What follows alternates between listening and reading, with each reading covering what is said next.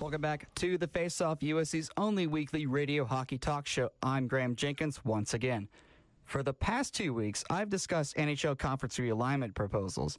Last week, despite speculation that it would be rejected, the NHLPA actually approved the realignment proposal sent to them by the NHL Board of Governors. One of the main points of contention was that the fact under this plan, the conferences will be uneven, with the West having 14 teams and the East having 16 teams. Because of this, the Western Conference teams actually have a 7% chance. Actually, have a 7% greater chance of making the playoffs than teams in the Eastern Conference. Teams in the Eastern Conference have a 50% chance, while the Western Conference teams have a 57% chance of making the playoffs. The NHL Board of Governors are going to vote on this plan throughout the week, and I seriously doubt that the NHL Board of Governors will reject this plan. After all, they voted 26-4 on the realignment plan that ultimately got rejected by the NHLPA. That plan included having 4 conferences and 16 teams in the West and 14 teams in the East. The 16 teams in the West were because Columbus and Detroit were still in the Western Conferences. And this plan obviously moves the Detroit Red Wings and the Columbus Blue Jackets to the East. Now, just to give my thoughts on this realignment plan being approved, I'm actually really glad it did. As a Stars fan, the Stars are in the Pacific Division. They've been in that division since 1998. Now, they've won 5 Pacific Division titles. That's great. But it's been very hard for fans, it's been very hard to try to get new fans to watch the games, especially later on in the season when the school year is getting close to finals and AP tests. People my age 5 years ago could not watch these games that were starting at 9:30 p.m. and very crucial games that obviously meant a lot in the season. Fans like me back then could not watch those games because of how late they started. It's a similar situation for the Minnesota Wild because most of their division games take place no sooner than 8 p.m. Central Time because the furthest east their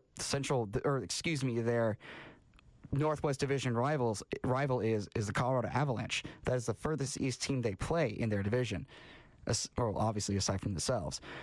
And the other 3 games they have to go against Edmonton, Calgary, and Vancouver. Those are all very late starting games for people in Minnesota. So I fully empathize with people there. Now, you also have to consider why they moved Columbus and Detroit. Detroit was, not only do they have to travel a lot, it's ridiculous that they were placed in the Western Conference in the first place. Same thing with Columbus. Detroit has to travel, or Detroit fans have to wait until as late as 10 o'clock for their games to start. And when they're playing crucial games against Los Angeles, San Jose, Anaheim, Vancouver, they have to wait till 10:30 for those games to start. It's 7:30 here in the West Coast, so that's not much of a problem for us. But it's even bigger strain for fans in Detroit and Columbus to have to wait till 10 o'clock for a game to start. Everyone's going to bed at this point. So the fact that they are moving east, it's great for them in terms of getting people to watch it on TV, and it's going to help grow the sport in both markets. Now it's going to help Columbus a little bit more. Detroit's got history behind them to market themselves, so they don't need as much exposure that Columbus does. Columbus has only been around since 2000, and I'm really glad that this plan has been approved by the NHLPA. I was afraid it was going to get rejected because they rejected the last one, and once this, I'm going to just state on the record that the NHL Board of Governors is going to approve this by the end of the week, and we will see new conferences starting next year. They're going to reevaluate whether or not this structure works after the 2014-2015 season. So we will see whether or not they like this plan after one full season of play.